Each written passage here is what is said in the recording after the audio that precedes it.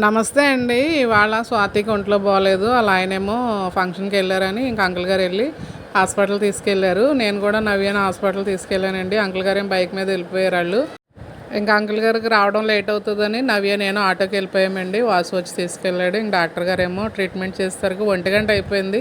ఇవాళ church miss అయిపోయామండి. Uncle గారు వెళ్ళారు చర్చికి. స్వాతిని తీసుకొచ్చి ఇంటికాడ దిగబెట్టేసి అది మటుకు కొంచెం హ్యాపీగా అనిపించింది. తర్వాత ఏంటంటే ఇంకా వాసు రిటర్న్ వచ్చి దించేసాడండి. ఇంటికి వచ్చేసరికి పిల్లలు చూడండి ఎలా చేస్తారు, అల్లరి అల్లరి.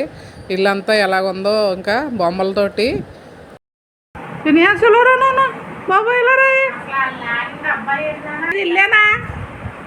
ఇల్లేనా ఇది మాకు?